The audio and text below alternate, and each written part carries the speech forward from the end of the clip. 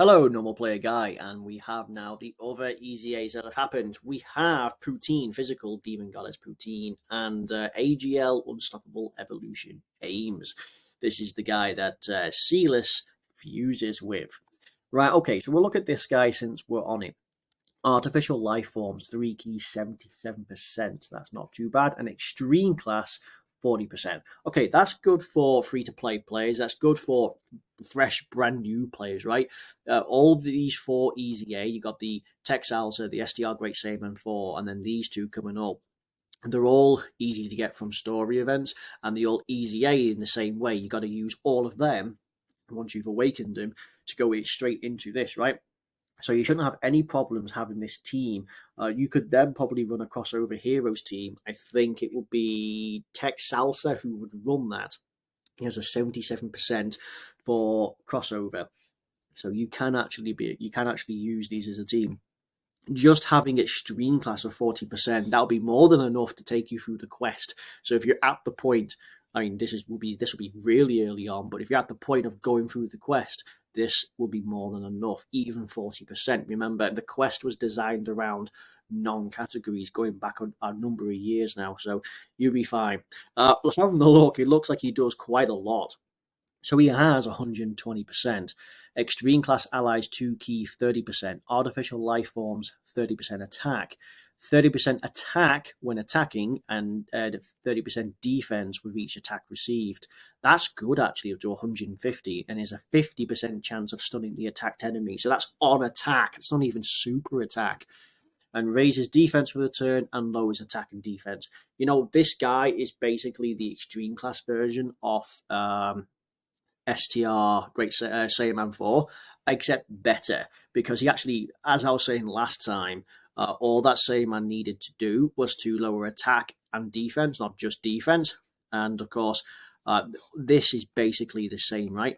Only thing really realistically is different is this, because previously Saiyaman has this is attack, that's defense, and then this is kind of combined together, but only 30%. Like he builds crits, whether this guy gets defense. In fact, is he on here, or can I pull him up a little bit? No, I'll tell you what, I'll pull him up and we'll have a look, because I'm pretty sure he is the carbon copy. Let's see, he's here. Yeah, here he is. So again, same stats, superclass, defense, gives attack. He gets whereas Ahms gets attack on attack, he gets defense on attack. He builds up crits, and this guy, well, he builds up defense with each attack received. And this guy has a 50% chance of stunning, where this guy has a 50% chance of launching the additional super attack. Why does that harm him? Well, because he just lowers defense. Where for this guy, you know, if you've got additionals or even just any super attack, you lower attack as well. So that's pretty cool, right? This guy will be a fantastic floater. He's got a good free to play, very fresh leader skill, great support, extreme class allies. It's going to work really well because they've really buffed the villains in Heroes and Crossover. So this guy has more relevance. No doubt we'll probably get like another top unit of this guy, probably even next year, and he'll have an active skill that goes into Sealess, right? So you never know, but this is actually pretty good, right? So the next one is Putine. Oh, before we go, I suppose we should have a look at his links. Loyalty, Metamorphosis, Tough as Nails, Fear and Faith, Kamehameha, Big Bad Bosses, and Shattering the Limit. All right, Metamorphosis and Big Bad Bosses is actually really good. That's crazy insane. Because he's going to work on artificial life forms, transformation boost, power absorption, crossover, heroes, and time travelers the most. Not so much Kamehameha, you wouldn't run him on that, but the others you definitely would. Surprisingly, that his best partner is going to be Hachiak, that and 13. That's weird. Sticking with others, it's going to be, well, Super 13, okay. Dabura, okay, so again, it's the Realm of Gods based extreme heroes and crossovers, right? What he's given Boo is Metamorphosis. Metamorphosis is giving him this Boo. It's only 3 links. Yeah, you will trigger You will trigger a few of them on like artificial life forms, transformation booster, power absorption. That's where it's coming from. Imagine giving the 30% buff to a bunch of these, right? This guy needs it, but metal cooler would be better. Yeah, golden metal cooler would be better. 21, she just had an easy A who's actually pretty reasonable. Interesting, the Cyclopean guards on here. Cumber, another easy A that we're getting to, right? Let's see. Then we've got, yeah, no, it's curious. I personally wouldn't have put it on that. With time travelers, could be great to support, say like hearts. Doesn't really need support, I suppose. But yeah, I like this guy. He is definitely more thought out, more so than this guy, right? They're basically just the polar opposites. So let's see what she does. Let's see what Putine does. So crossover, key 3, 77%, or physical type, key 3, 50% to stats. Again, good for leader skill, good for fresh players, good for battlefield if you only do the first stage. You can get through on that. 150% to stats, okay? Additional 15% to stats per crossover, excluding herself. So what is that going to be? 6? That won't be so bad. So that'll be what? That's 90% if you happen to get that.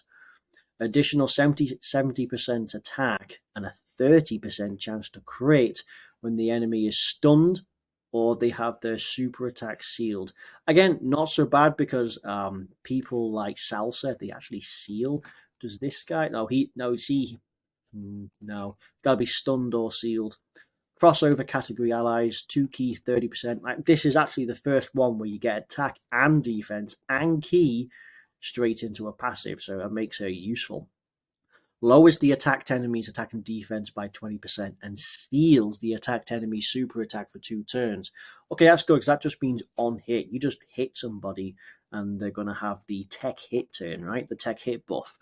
In fact, rather than stun, this is a guaranteed seal, so it's pretty good.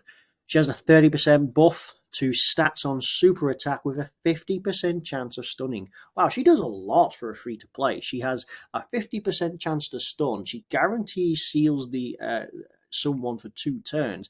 She's a 30% and 2 key support, right? She has start of turn stats, and she is a battlefield sub leader. What more could you ask for a free to play? Let's check out her stats. 8,500, so no better than what we've seen. What is Ahms, by the way? Sorry. Yeah, so she's already better than Ahms. Well, Ahms has 14,000 attack. This girl, who's not really made to do any attack, she's a great support. She's going to be doing a lot. Like, she stuns, she seals. She has a 30% chance to crit. So she can do quite a lot.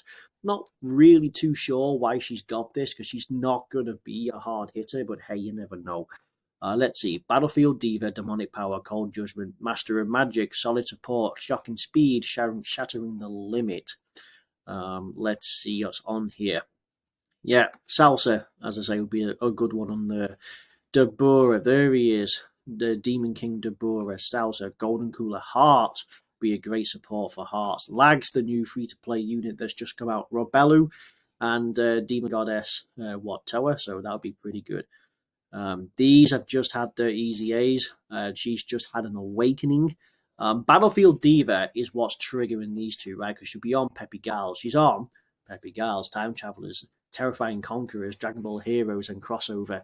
I could see a lot of use on Peppy Gals. Now, again, you're going to have to try and build a bit of a crossover. Let's see what you could get. If you had Rebelu, you could run her alongside, right? If you had Supreme Kai of Time or Supreme Opie of Time, you could definitely run that. Does she have? She has Cold Judgment, which would be a 20% defensive buff if you run Mai. So there is that. Yeah, Darkness Tower as well. The other Mai, she has an easy. In fact, they both have an easy A, right? In fact, a lot of these have an easy A. I could see a lot of use, I can see a lot of use in every single one of these outside of Terrifying Conquerors. Terrifying Conquerors is too prime unit heavy, right?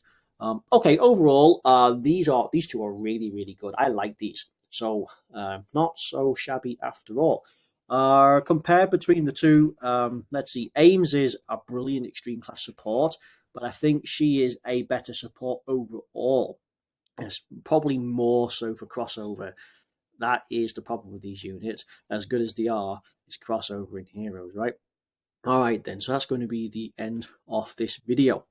If you liked it, you liked it. If you didn't, well, sucks to be you. But okay, I'll see you all next time. Thank you very much. Bye bye.